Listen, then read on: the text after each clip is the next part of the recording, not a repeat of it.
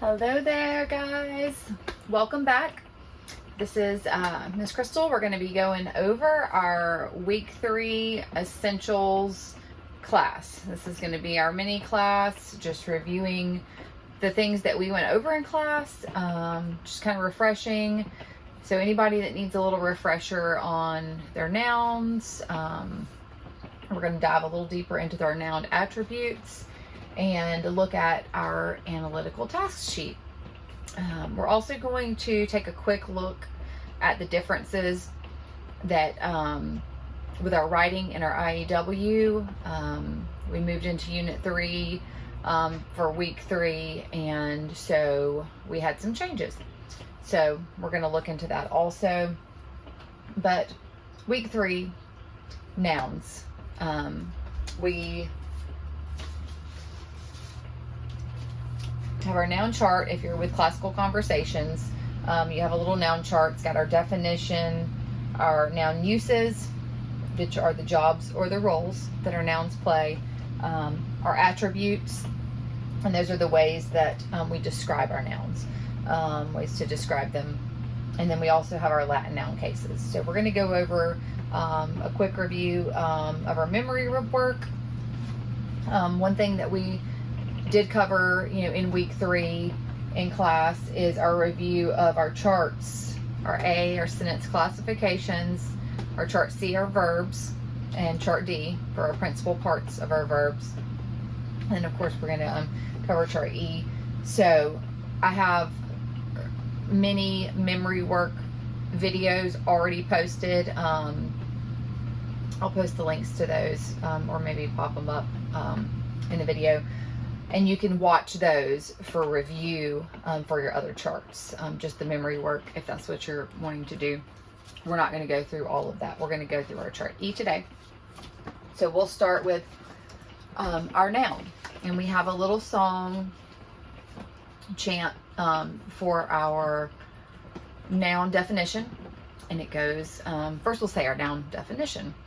A noun names a person, a place, thing, activity, or idea.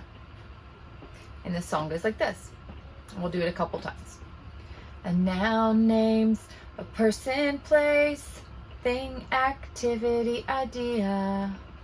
A noun names a person, place, thing, activity, idea. One more time.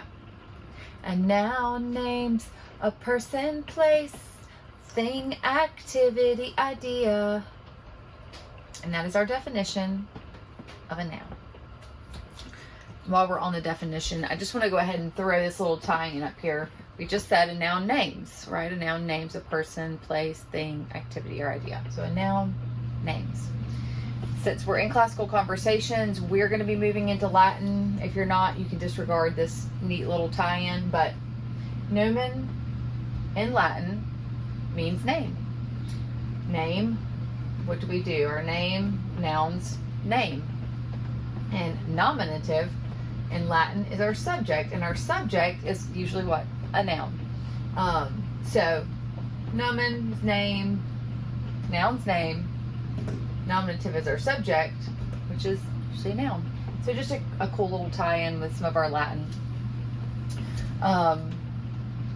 We'll go ahead and look at our uses. That's the next thing on our chart. And we have a little acronym and a song to help us remember our noun uses, which again, those are the jobs or the roles that our nouns are going to play in our sentences or in our grammar. Spidopona. That is the name of our little song and the acronym for our noun uses. And these stand for S, subject noun, possessive noun adjective, indirect object, direct object, object of the preposition, predicate nominative, object complement noun, noun of direct address, and appositive. Our song, we'll do it a couple times. It goes like this. Spidopona, Spidopona is our acronym for nouns. Spidopona, Spidopona is our acronym for nouns. Subject, noun, possessive noun, adjective, indirect object, direct object. Object of the preposition, predicate, nominative.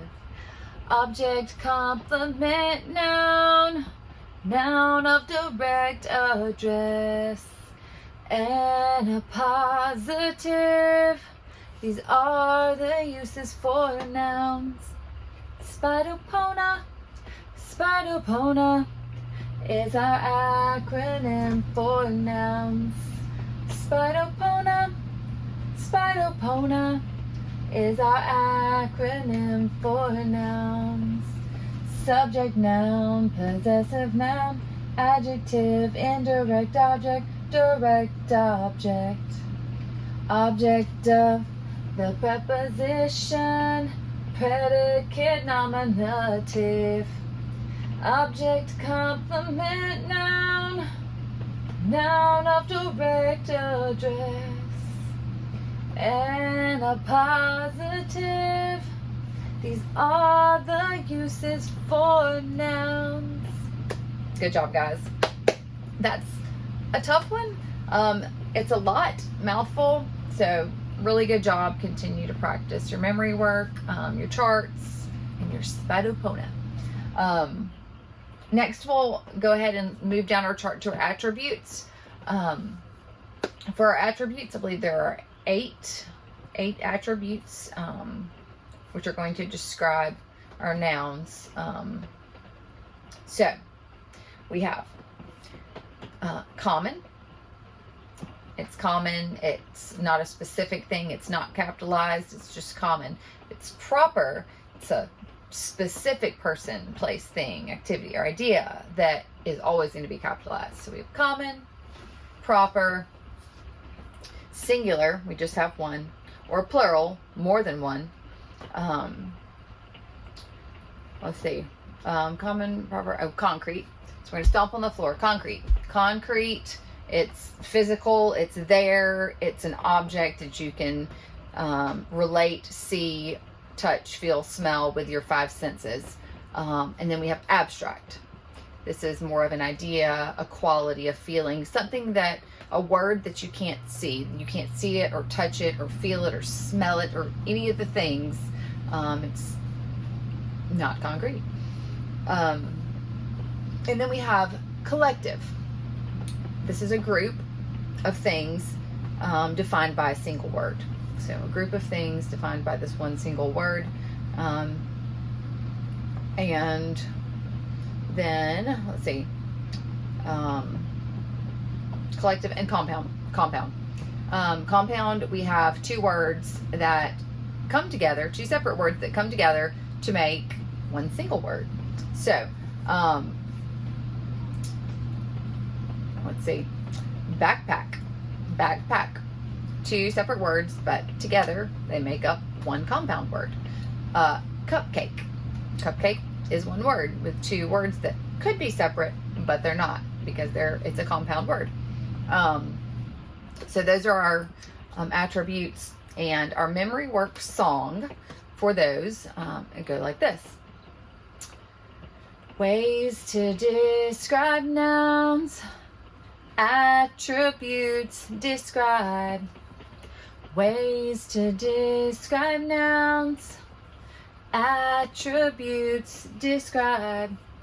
Common, proper, singular, plural, concrete, abstract, collective, and compound. Ways to describe nouns, ways to describe nouns, attributes describe. Ways to describe nouns, attributes describe. Common, proper, singular, plural, concrete, abstract, collective, and compound. Ways to describe nouns. Very good job. That is our chart E. nouns. So that is our memory work for that. And we're going to do one more thing. I didn't really list it, but our Latin noun cases. They're listed on our chart, and you will see them right across from our Spido noun uses. And the song that we have will tie our Spido noun uses with our Latin noun cases. This one's a little different tune, and it goes like this. Nominative, subject, genitive, possessive, dative, indirect object, accusative, direct object, ablative, object of the prep, ablative, object of the prep. Okay, so nominative, subject. Subject, I'm a subject, a person, place, or thing. It's going to be a subject. Our possessive noun, adjective, possessive, we're going to act like we're possessing something. And indirect object, dative, indirect object, like we're going on a date with our mom or dad. Direct object, accusative, like we're accusing someone, we're pointing the finger, accusative, direct object. And then for our object of the preposition, ablative. Ab is the first two letters, abs, ab, ablative. That's why we pat our abs, our rock hard washboard abs. Just kidding. Our abs. So we'll do the song one more time. It goes like this. Nominative, subject, genitive, possessive, dative, indirect object, accusative, direct object, ablative, object of the prep, ablative, object of the prep. Okay, so those are our Latin noun cases. You have just completely covered your chart E for your nouns, so super awesome job. We are going to now look at our analytical task sheet. I'm going to erase this. Okay.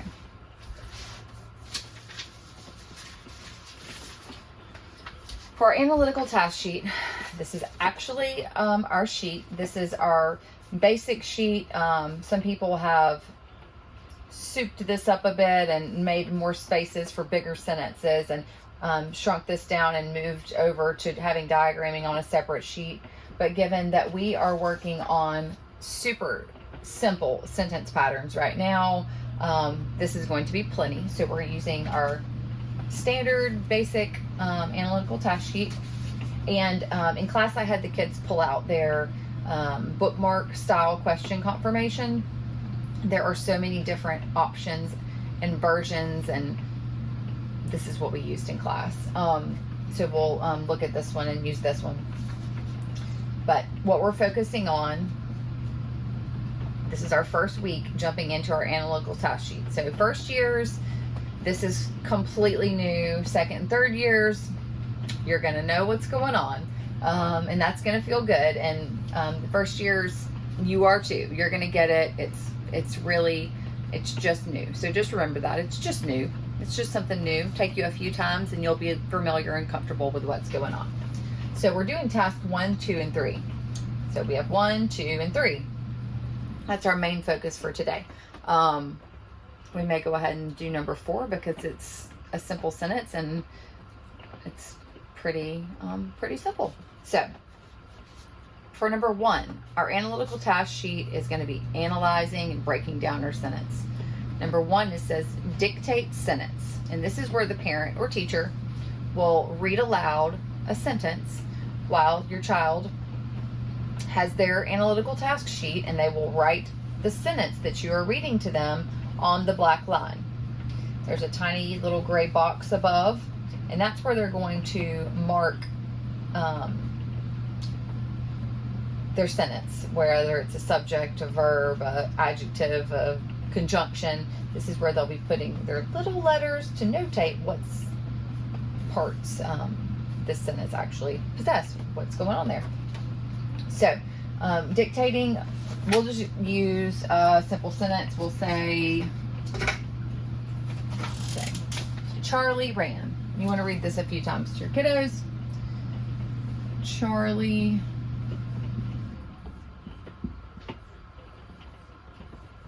ran. Period. Okay. It doesn't look much like an E. Okay. Charlie ran. All right. And so we have a sentence. We've read it to our student. Our student's written it down. And now we'll move to number 2. Checking mechanics. This is where the 5 parts of a sentence from our chart A, we'll see some of these things, and we're going to be checking in with those. So first, does our sentence have a subject? Who or what is our sentence about? It's about Charlie. What did Charlie do? Charlie ran. So we have a subject and a predicate or a verb. Check, check. We've got those 2 things for our mechanics. We can check them off. Do we have a beginning capital letter? We do. Charlie is capitalized. It's the first letter in the sentence. It's good. Check that one off. Does it have an end mark? We do have an end mark. Somebody may have put exclamation point and somebody may have put a period, and either way, we're working with both of those sentence types today. It just depends on how excitedly they said that Charlie ran. Charlie ran! We would want to put an exclamation point. Charlie ran. We're just stating it. We're just saying it. So I put a period. Okay. Check. Mark that one off. We have an end mark. Does it make complete sense? Charlie ran. It's a complete sentence. We have a subject and a verb. It makes sense. So yes, we can check that one off. Is there correct punctuation and other capitalization? We don't have anything else that needs to be punctuated or capitalized in our sentence. So yes, everything is complete. We can check that one off as well. And our last question for our checking mechanics says, is the spelling correct? Does it have correct spelling? Charlie ran. We check our sentences. They're correct. We mark it off. If anything wasn't correct as you're going through, of course, with your kiddos, you will look at that and fix those things. Then you'll check them off and move on. So we have all of our number 2, our mechanics. They've all been checked. They're all good to go. So now we can move on to our third and final task for week 3, our question confirmation. We'll start with our question confirmation bookmark. I did have kiddos mark out the prepositional phrases and the conjunctions and relative pronouns because we're just not even looking at those right now. So just to keep them from even paying attention. So then we had listed our purposes, our clauses, and our structures. And we want to start with a clause. That's our first question. Ask who or what is the clause about. Whenever we have larger sentences, we're going to be looking for different clauses, because when we have a compound sentence, for instance, maybe Charlie ran and Stephen walked. We would have 2 complete sentences connected with a fanboy or a coordinating conjunction. So in that case, we would have 2 clauses. So we would have 2 separate sentences that we would have to go through and ask these questions with. We would have to write each one, each clause separately, and then we would diagram them separately. So for now, we have 1 independent clause, 1 complete sentence, 1 clause. Says we can underline that. We have 1 complete clause. But our question number 1 says, who or what is this sentence or clause about? We decided this sentence is about Charlie. Who ran? Charlie ran. So we would label Charlie in our little gray box just above our sentence we wrote on our paper. We would mark it with a little S. Subject. Okay. Charlie is a noun. It is not a pronoun. A pronoun is a word that we use to fill in and replace a noun to avoid repetition. This isn't a he, she, it, they. This is a Charlie. So this is just a noun. So we can label it as a subject noun. Then we have one other word in our sentence. We want to ask the question, what is being said about the subject? What is being said? What's our one other word? Charlie ran. He ran. That's what's being said about Charlie. So what is being said about Charlie is going to be our predicate. And that's going to be our verb plus whatever else is being said. If there was more to this sentence, Charlie ran the race. That would be our predicate. Ran the race. But ran is our verb and our predicate, so we're going to mark it as a verb. We don't know what kind of verb yet, so we're going to leave that blank, and then we're going to ask a few more questions.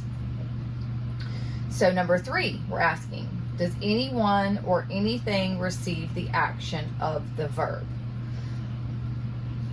If it was a transitive verb, this action would be being transferred to something else. Charlie ran, like we just said, Charlie ran the race. Charlie ran really fast. Charlie ran against Stephen. But nothing's going on there. So no, this is not being transferred anywhere else. So now we can move on and continue down to number 5. This question asks, is the subject being renamed by another noun or pronoun that follows a verb, linking verb? Nope, there's nothing else going on. So Charlie's not being renamed by anything. No. So we can move to our question number 6. Is the subject being described by another word that follows a linking verb? There is no other word following our verb. We don't know what kind it is yet. There's nothing else following it. So no, our subject is not being described by something else. So the answer is no. And if we've answered no to all of those questions, then we will label our verb intransitive. There's no transferring of any further action. Charlie ran, that's it. So we have an intransitive verb because we're not transferring any action. No transferring of action. It's intransitive. No linking, no helping. It's just intransitive. So what we have now is our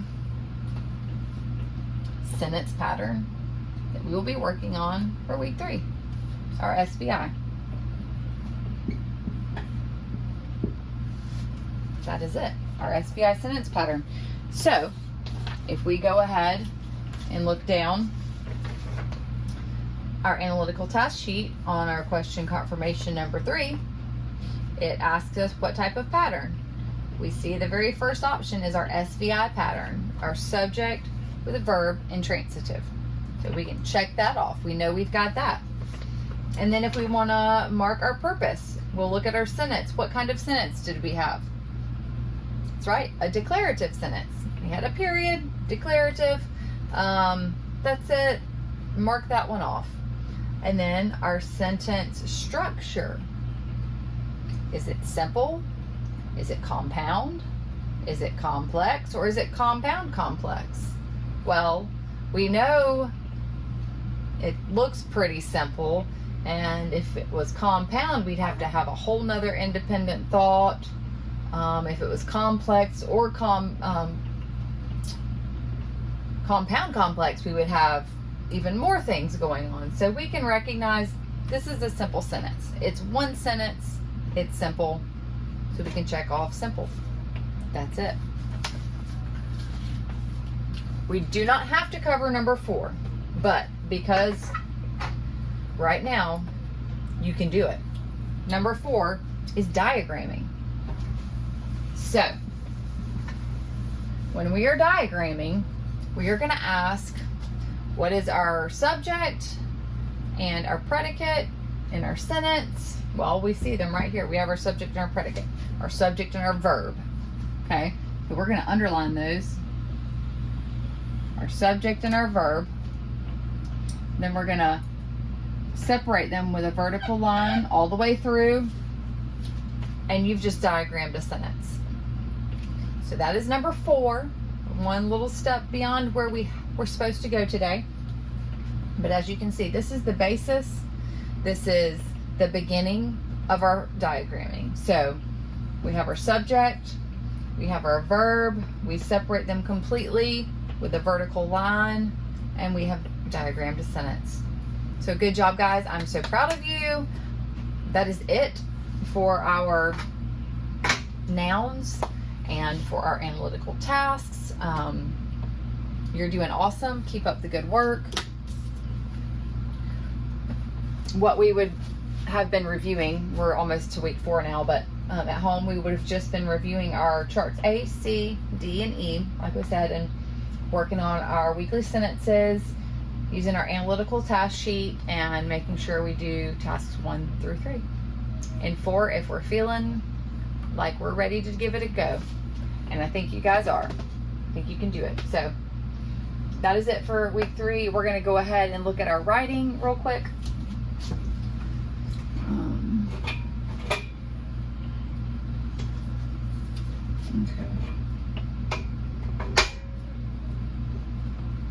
Alrighty, so our writing. IEW is a writing program. We just moved into Unit 3 for week 3, and that is retelling narrative stories. And what is new in week 3 is a new structure. We did not incorporate any new dress ups, no new style techniques. We are still just continuing to use our ly adverbs and our who which clause, and our new structure, I'll show you in a second. So we're going to continue our new dress, our ly adverbs and our who which clause, and then we're just going to be remembering our title rule. So those are, as far as our style, nothing new, just continuing what we learned, last week and previously. In order to get our title, what we're doing, remember, is repeating 1 to 3 keywords from our last sentence and putting them into our title. So we can rework our last sentence if we need to, but that is how we're going to get our title. That is our title rule, is that our title repeats 1 to 3 keywords from our last sentence. Okay. With our new structure. It's going to look different. Previously, we were reading our source text and we were looking back and we were pulling out keywords, trying to visually see words that were strong words, important words, keywords that we would pull out and put onto our keyword outline to help us remember what was going on in our story. We did not have a specific purpose for our paragraph. Our paragraph was just breaking down each sentence and grabbing keywords and being able to retell using our keywords. The difference now is our new structure. We'll have 3 paragraphs. Each paragraph has a specific purpose. Our first paragraph is going to be telling us about our characters and our settings. Our second paragraph is going to tell us about a conflict or a problem experienced by our characters or our main character. It could be a problem or a conflict, or it could be a want, a need, or desire that is creating some type of friction or problem. And then our paragraph 3 is going to be focused on the climax and the resolution. And the climax and the resolution are how our conflict, our problem, our want, or our need is resolved. How does that conclude or end? How is it resolved? So that's it. We still have a similar layout. We still have our Roman numerals and our numbers, and we just have 3 paragraphs, all with specific purposes.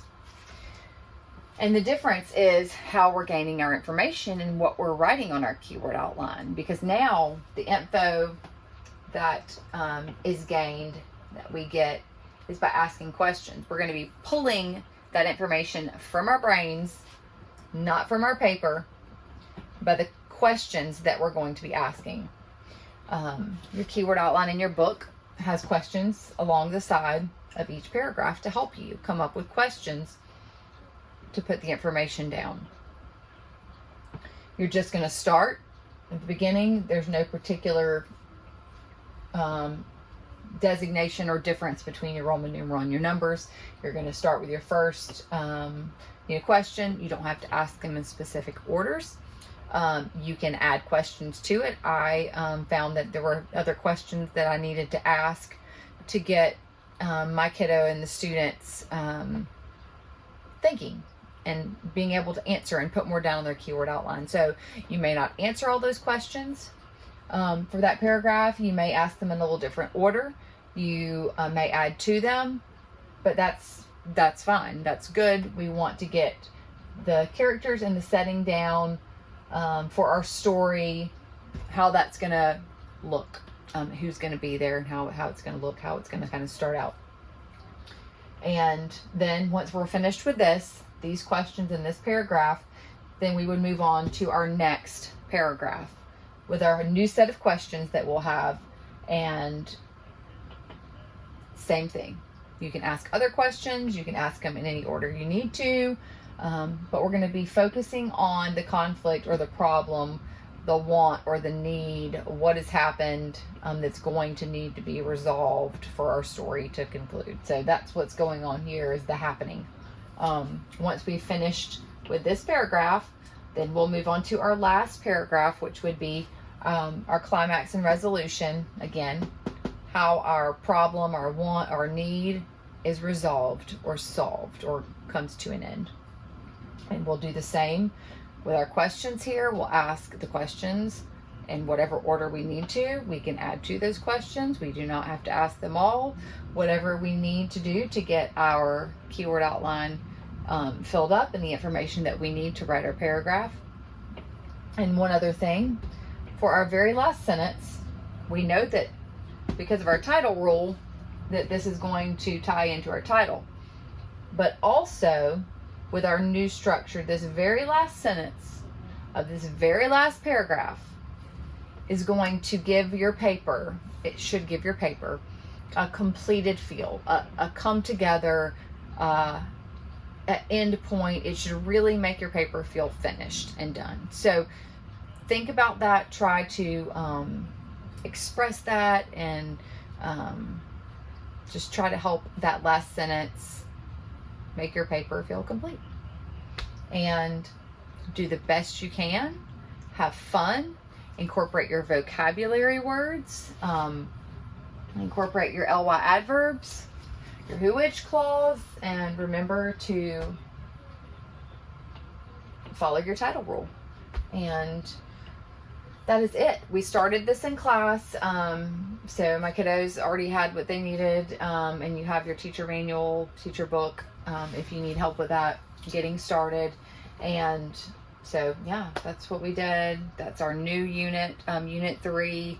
And just keep up the good work, guys. I hope your rough drafts and your papers have come along wonderfully. I hope everyone has enjoyed their break, and I will see you guys again soon.